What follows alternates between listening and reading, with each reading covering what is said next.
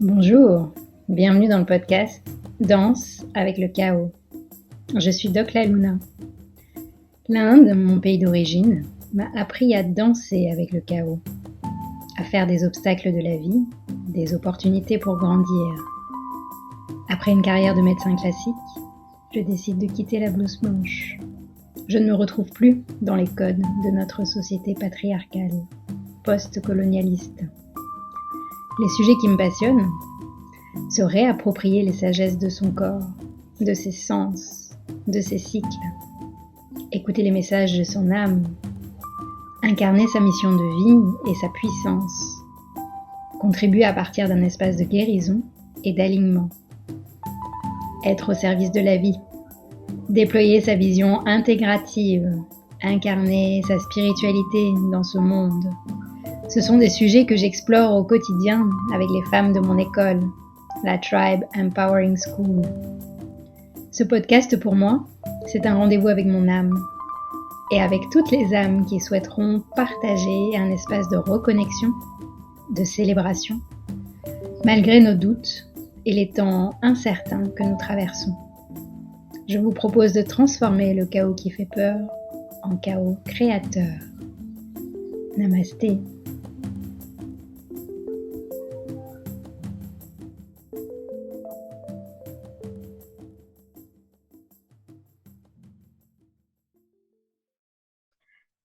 Bienvenue dans ce nouvel enregistrement, dans ce nouvel épisode de Danse avec le chaos. Je me réjouis d'accueillir notre invitée, que vous connaissez sûrement si vous êtes dans les sphères du féminin, de comprendre nos cycles de femmes.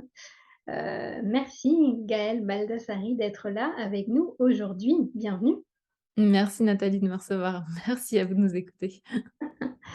Alors la tradition dans le podcast Danse avec le chaos, quand je suis seule, je propose une petite bulle de connexion à soi pendant 1 minute. Et quand j'ai un ou une invitée, je demande à mon invité si tu veux bien nous emmener dans un espace de reconnexion à nous-mêmes pour être pleinement présente pendant notre échange. Ça te dit? Je peux tenter. C'est pas ma zone de confort, mais je peux tenter avec grand plaisir. Ce que je peux vous proposer, l'espace d'un instant, c'est si vous en avez envie de fermer les yeux ou alors de fixer un point et d'observer votre respiration, juste voir le va, le vient de cet air.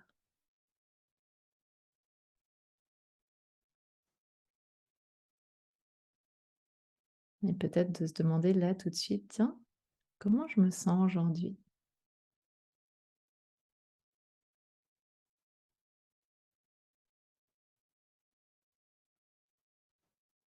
Quels sont les premiers mots qui me viennent?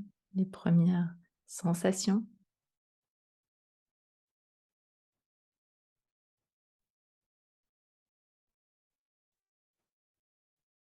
Et de prendre un instant, juste là, pour se dire que ce temps d'écoute du podcast va peut-être être un temps en dehors du monde, de poser l'intention d'y être attentif, attentive, juste pour se faire du bien.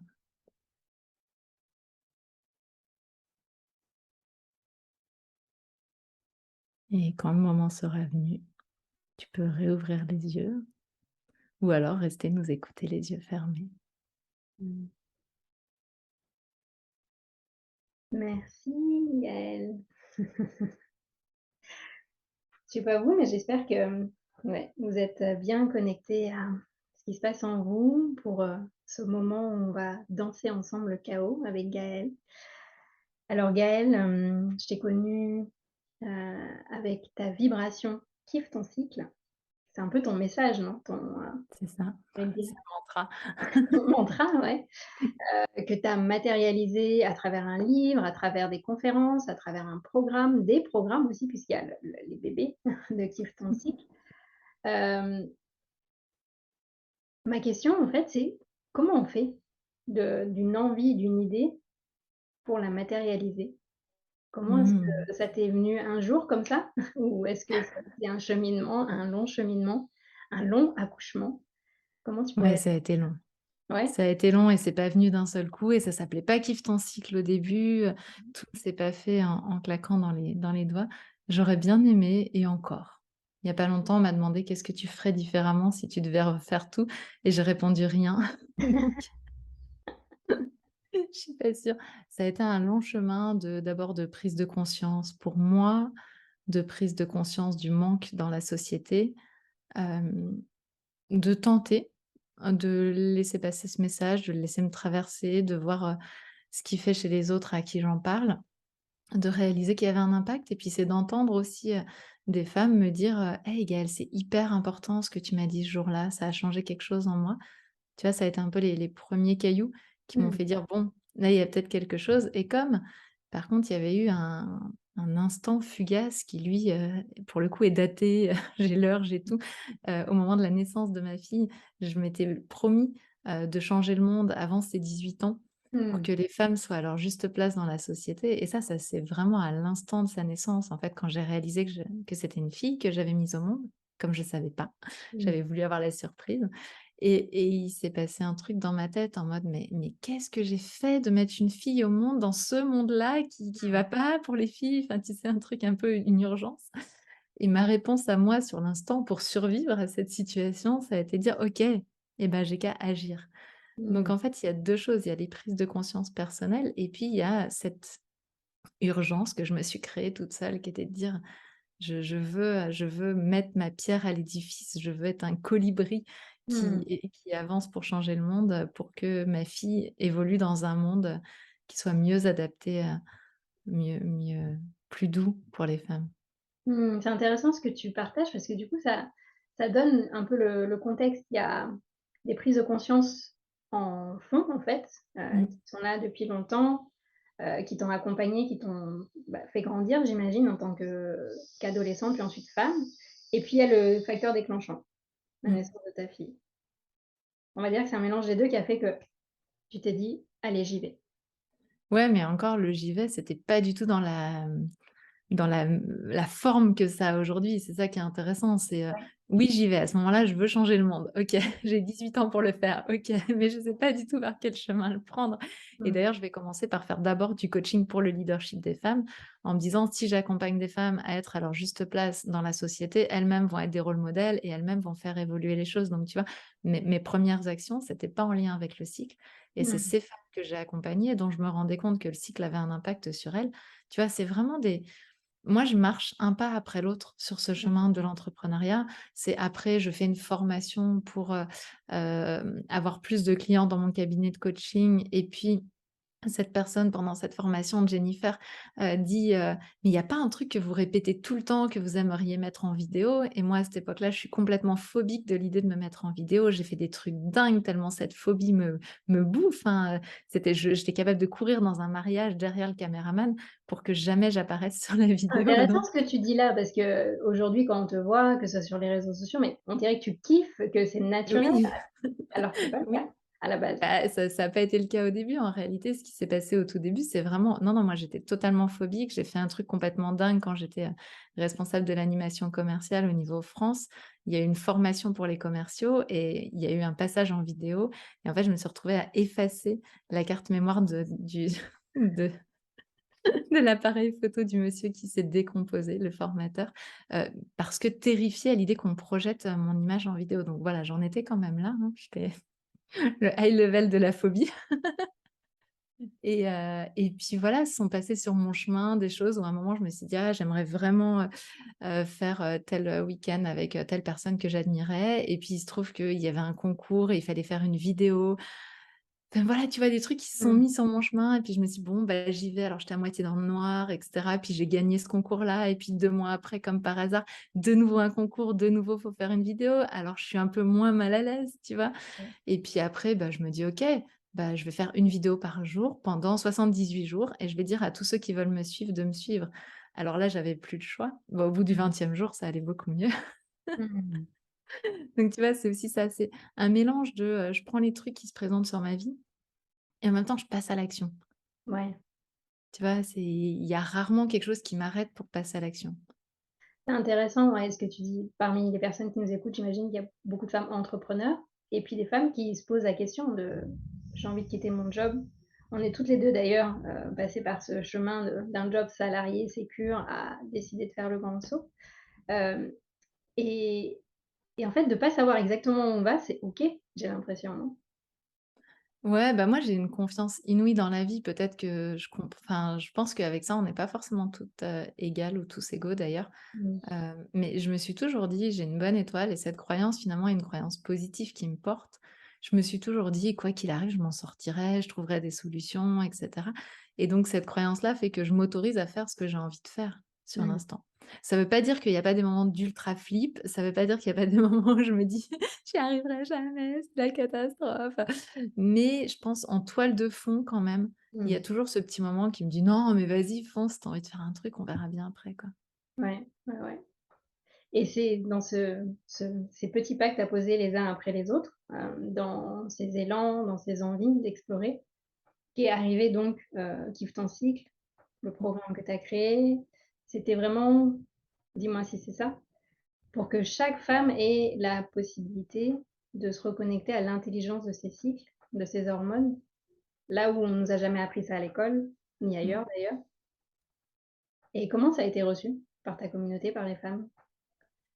Bah, alors bien, moi j'ai un système, de pensée qui m'amène à aller vers les personnes qui ont envie de m'entendre. Mmh. Donc du coup, ça a été bien reçu. Je matérialise ça par, la politique du centième saint. Je sais pas si on peut le dire Ouais. comme ça ou quoi, mais c'est de dire, en fait, je vais vers les personnes qui ont envie de m'entendre, donc je vais pas essayer d'enfoncer des portes de gens qui ont pas envie de m'entendre et Mmh. donc du coup, globalement, c'est plutôt en général, bien reçu puisque je présente ce que j'ai à présenter et ceux à qui ça plaît pas, bah, passent leur chemin, puis les autres restent en fait. Mais effectivement, l'idée, c'était de dire: «Waouh, on a un chef de projet à l'intérieur de nous qui est super efficace et on le pirate». Parce qu'on n'a pas été formé à ça. Donc c'était ça l'idée de base et donc l'idée, c'était de remettre le bon programme à l'intérieur, de façon à ce qu'on arrête de pirater ce cycle. Après moi, ma façon de fonctionner, ça a toujours été la même et c'est drôle parce qu'on en est au septième programme, je crois et je fais toujours la même chose. C'est que je commence par une session ou plusieurs sessions. Pour la première, ça a été plusieurs, puis maintenant c'est plus qu'une, en bêta test. Ce qui me permet en fait, je vends le programme beaucoup moins cher que ce que je vais vendre après. Mais je dis aux personnes qui rentrent dans ce programme en bêta test: «Vraiment, j'ai besoin de vous pour, m'aider à ce qu'il soit bien». Mmh. Donc j'ai besoin de vos retours, j'ai besoin que vous me disiez où est-ce qu'il y a des trucs qui bug, où est-ce que ça marche pas, où est-ce que vous comprenez pas, où est-ce qu'il faudrait plus et cetera. Ce qui me permet moi d'être hyper sécure par rapport à mon envie, bah, de délivrer quelque chose de qualité en regard du prix. Parce que là je me dis, bah, j'ai divisé le prix, souvent de moitié en général, donc ça me permet quand même, bah, d'avoir, quelque part, de me dire: «Bon, bah, c'est OK pour moi, si c'est pas parfait», parce que ces personnes-là, elles vont avoir toutes les améliorations après. Mmh. Donc et en plus, elles ont payé moins cher, donc du coup, tout le monde est content.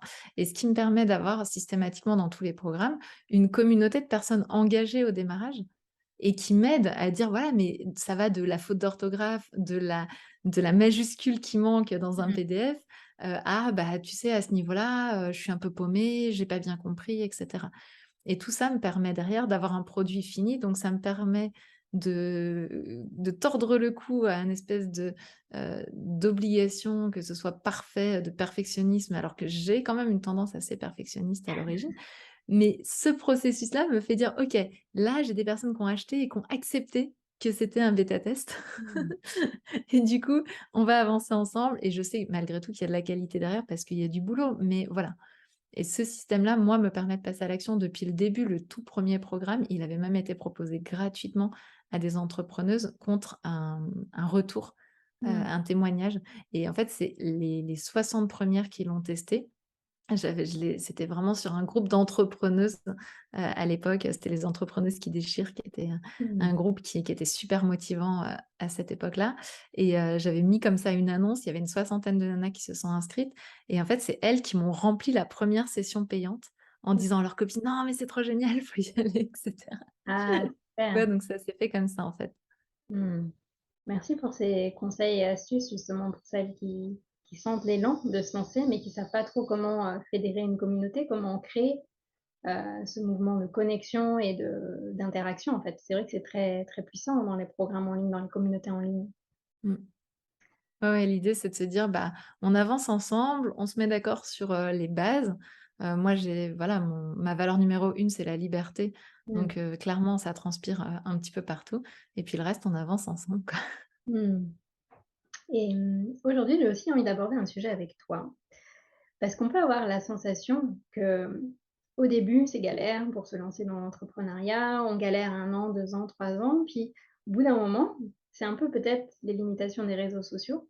On peut se dire: «Ben voilà, de toute façon, Gaëlle, ça y est, elle est entrepreneur depuis, 3 ans, 5 ans, 10 ans, maintenant ça roule, c'est un long fleuve tranquille». Est-ce que tu es d'accord avec ça? Bah, non, tellement pas.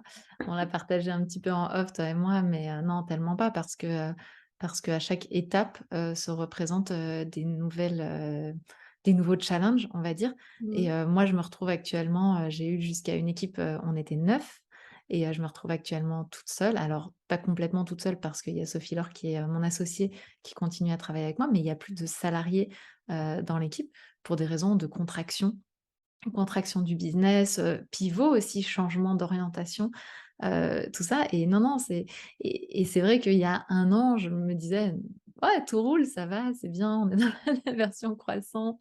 Il y Mmh. a 1 an, j'étais en train de préparer, une future levée de fonds, j'étais en train de mettre en place, un début d'application, enfin l'idée d'une application, web et cetera pour le suivi du cycle et puis en fait, bah, tous ces projets, ont fait monter les charges. De l'autre côté, on a eu une baisse des ventes, en début d'année, 2022 et en fait, il y a un moment, ça s'est croisé et l'entreprise a clairement failli s'effondrer. Donc j'ai réussi à mettre en place des choses pour que ce soit pas le cas. Mais non, non, je pense que, je pense que ce qui est intéressant, c'est que si ça a failli s'effondrer, c'est aussi que je partais pas forcément dans la bonne direction, que Mmh. j'étais en train de mettre des actions, qui étaient plus vraiment moi. Je me sentais de moins en moins bien avec ça, du coup, j'étais de plus en plus fuyante aussi, Ouais. et avec la communauté et avec, le business et ça s'est ressenti assez rapidement dans les chiffres et voilà. Mmh. En tout cas, merci pour ton partage authentique et tu vois, ça nous permet de d'arrêter d'idéaliser finalement, les chemins d'entrepreneurs qu'on voit beaucoup, que et de se dire que, en tout cas pour moi, de ce que je vis en tant qu'entrepreneur aujourd'hui, c'est que chaque jour, chaque étape est une invitation de revenir à: «Est-ce que c'est aligné avec moi? Est-ce que c'est vraiment moi? Est-ce que c'est vraiment ce message que je veux transmettre?» Ouais, et c'est exactement ça, ouais. Enfin, moi, ça me parle quand tu dis ça, hein, de se dire, et puis quand ça rip, quand ça va pas, c'est justement à quel moment je me suis perdue. ouais. Peut-être pour, répondre moi, c'était un peu ça, hein, j'essayais de recréer une entreprise, comment dire? Qui correspond aux standards de l'entreprise qui Mmh. réussit, tu vois? Et qui me correspondait plus à moi. Une entreprise qui me rassure parce qu'elle ne serait pas cyclique. Tu vois, c'est dingue, mais en Oui. fait, moi, je l'ai pleuré, hein, ce passage. Quand je dis je l'ai pleuré, c'est que j'en ai passé des heures à réfléchir, à pleurer, à comprendre, et cetera, ce qui s'était passé. Et quelque part, moi, la grosse prise de conscience, c'est que j'ai voulu que mon entreprise n'ait pas mes névroses. J'ai voulu qu'elle n'ait pas ce que je n'aimais pas chez moi. Mmh. Et ce qui est drôle, c'est que je transmets des informations sur le cycle et que j'ai compris grâce à ce passage de vie d'une entreprise que finalement, à la fois, je l'assumais très bien dans ma vie et à la fois, je considérais qu'une entreprise cyclique serait une entreprise, très problématique et pas du tout adaptée et cetera. Tu vois? J'imaginais encore le mythe de la linéarité pour l'entreprise avec la croissance linéaire C'est et fou, hein, donc comment j'avais c'est mis un tellement peu incrusté en nous. ouais, ah ouais, complètement et Ouais. j'avais mis en place tout pour que justement cette entreprise soit le contraire de moi quelque part. Elle ait pas mes défauts, hein, ce que je considérais être mes défauts. Ouais. Mmh. Et c'est dingue parce qu'en fait, ça veut dire que je m'aimais pas suffisamment, j'aimais pas suffisamment mes défauts pour être capable d'accepter que mon bébé, qui est l'entreprise, reproduise quelque part Mmh. mes névroses, tu vois? Et ça a été une énorme prise de conscience pour moi, ça, de me dire, «OK, donc en fait, le truc, c'est que si je commence à vraiment aimer ce que je considère comme des défauts», alors qu'en vrai, aujourd'hui, je les considère plus comme ça, mais Mmh. si je commence à vraiment aimer ces parties de moi profondément cycliques, même si c'est ça que j'enseigne, je vois que j'ai encore à travailler avec ça, Mmh. et ben quand je les accepte, j'accepte aussi que mon entreprise, elle ait des ups et des downs, des accélérations, des décrois voilà, et tout ça est vivant. Et là, j'avais figé le vivant pour essayer de faire une croissance Mmh. linéaire et en fait, elle a fait Ouais. Du coup, peut-être qu'il faudrait même imaginer des modèles économiques qui accueillent les expansions et les contractions quelque part. Complètement.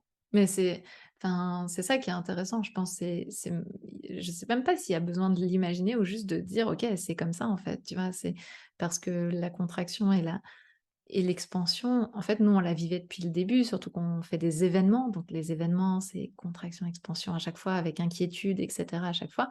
Et ce qu'il y a, c'est que l'équipe que j'avais bâtie était pas câblée pour accepter ça. Et donc tant que j'étais toute seule, moi, je l'acceptais super bien. Tant que, il n'y avait que des prestataires, donc qui me facturaient, bah, finalement, ils l'assumaient bien parce qu'eux étaient et à partir du moment où j'ai eu des salariés, bah, là, ça devenait compliqué parce qu'il fallait qu'ils vivent au rythme de ces tu vois, de ces contractions mais je pense que c'est la vie d'énormément d'entreprises. Moi, j'ai des souvenirs, mon grand-père est décédé quand j'étais toute petite, mais il était entrepreneur et j'ai mon papa qui me disait: «Je veux pas être entrepreneur parce que je veux pas avoir les nuits sans dormir à me demander comment je vais payer mes salariés». Or, si on regarde la carrière de mon grand-père, enfin l'entreprise de mon grand-père, elle a bien marché et pour autant, j'ai ce message qui est envoyé de la part de mon papa qui dit: «Il a passé des nuits à se demander comment elle allait payer les gens». Donc ça veut dire que quelque part dans tous les projets qui réussissent, il y a ce truc-là. Le problème, c'est effectivement l'illusion qu'on nourrit que c'est pas le cas chez les autres. Hem, pour autant, je trouve qu'il y a de plus en plus d'entrepreneurs qui le parlent, mais nous, vu de l'extérieur, on croit toujours que c'est pas comme ça que ça se passe chez eux. Moi, j'ai l'impression de le parler en ce moment, de la difficulté et cetera et je vois encore plein de gens qui me disent: «Ah oui, mais toi, tu es tout le temps là, tu es à fond et tout». Je dis: «Non, j'ai filmé, 130, 130 reels avec, ma petite, alternante qui était là, à la fin, avant son avant son départ et je vis là-dessus depuis, mais je crée rien de nouveau en ce moment parce que j'ai pas le temps», tu vois? Donc Ben, voilà, ça crée un peu l'illusion, encore mais merci de mettre en lumière justement, ces phases de contraction et à nous d'intégrer que c'est normal, ça fait partie du vivant. ouais. Mais c'est normal et puis surtout, à mon avis, c'est pour le meilleur. Parce Mmh. que ce que je vois aujourd'hui, c'est que cette contraction, elle permet de faire des choix, elle Mmh. permet de se recentrer. Est-ce que je suis en train de vivre une vie à côté de mes pompes? En fait, c'est ce que je présente dans le cycle menstruel, bah, je l'ai vécu dans le cycle de l'entreprise. C'est-à-dire que Mmh. l'entreprise s'est retrouvée dans l'hiver de l'entreprise, quelque part. Le moment de faire des choix, le moment de se ressourcer, le moment de se poser. Moi, cet été, je n'ai fait aucune action commerciale, rien n'est parti de la boîte, rien ne rentrait du coup dans la boîte non plus. Mais bah, c'était le moment de se reposer, de se ressourcer. C'est le moment où j'ai écrit un deuxième livre. Tu vois, Ah c'est OK. tu vois? Parce que quelque part, j'aurais été dans l'émulation, l'activité permanente. En réalité, j'aurais même pas eu l'espace d'écrire ce deuxième livre. Mais là, beh, il se passait plus rien, donc j'avais de l'espace Mmh. Et et tout ça va contribuer on à peut avoir une l'expansion. idée du sujet du livre ou Oui, bien sûr, bah, c'est pour les jeunes filles, en fait. Donc c'est Kiffe tes règles qui va être aussi édité chez Larousse et ça sera pour les mmh. jeunes filles. Ah super, dans la continuité? D'ailleurs, je dis jeune fille, mais en fait, ça sera pour les jeunes Mmh. parce que, j'ai fait le choix de répondre à en fait, je réponds à des questions, la mise en scène est celle-ci, à un groupe de jeunes. Voilà, à Sacha et ses amis, donc Mmh. IE, IES, IS. Tu continues dans cette volonté de diffuser ce message à tous les jeunes. Bien sûr, complètement, parce que je trouve que c'est chaque année de perdu par rapport à ces informations-là, c'est vraiment, ouais, des années, où c'est dommage, quoi, parce que on est en train de lutter contre nous, on est en train de lutter contre ce phénomène.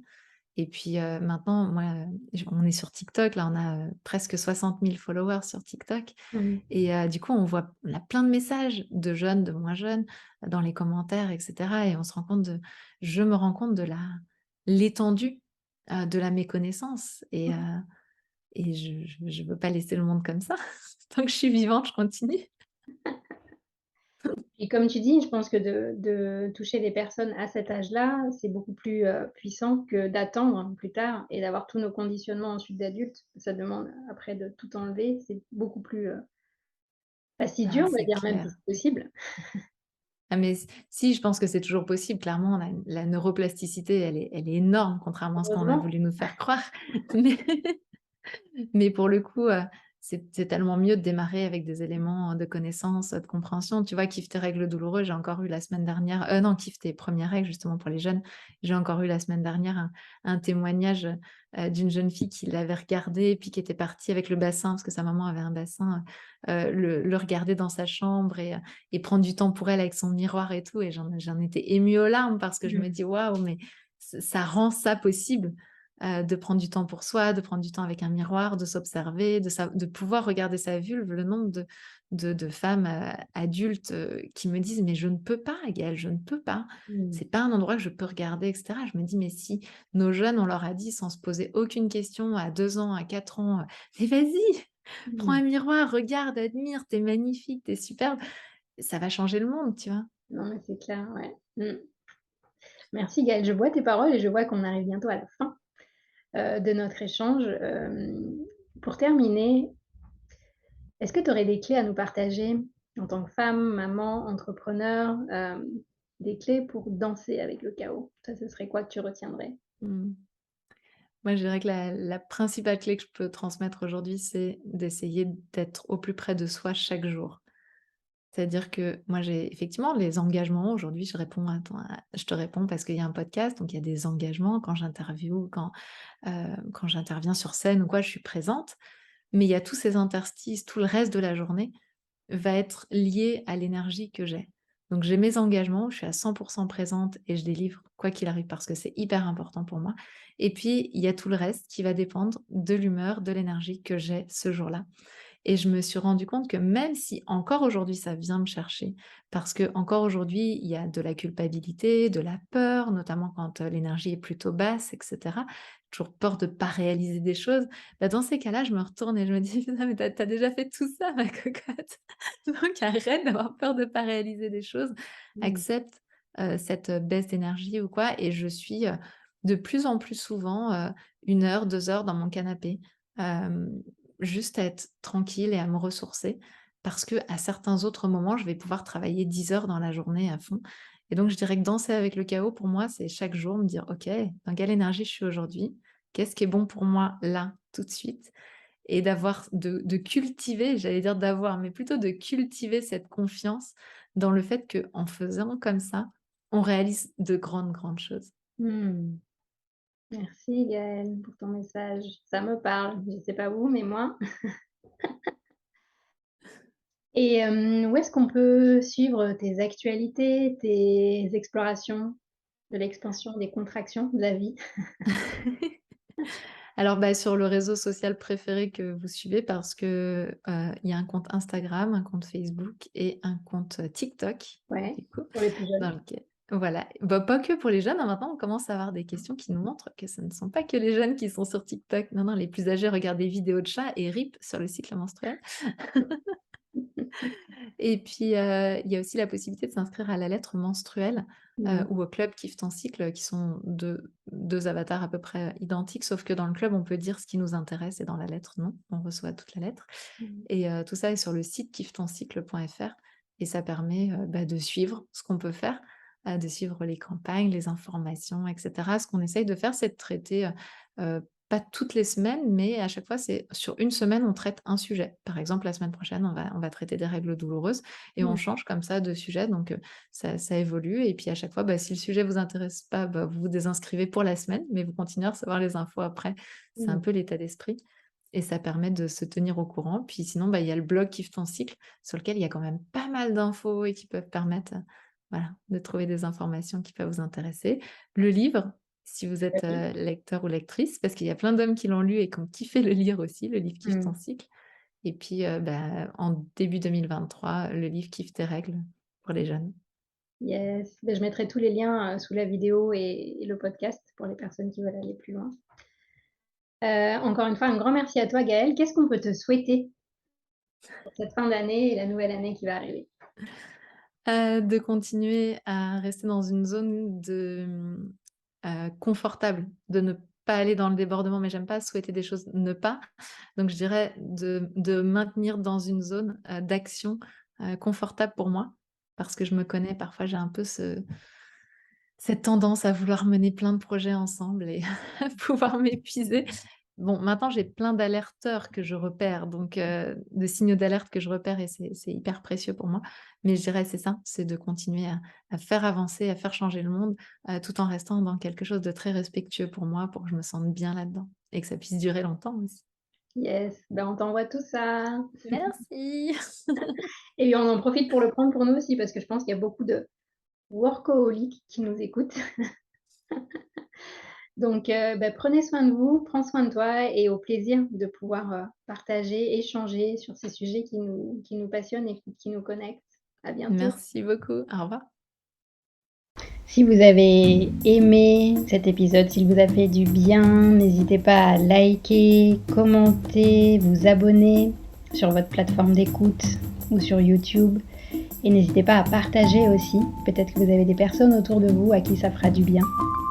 C'est grâce à vous que j'espère ce podcast pourra toucher toutes les personnes qui ont envie d'œuvrer dans ce nouveau monde qui va naître du chaos. Merci.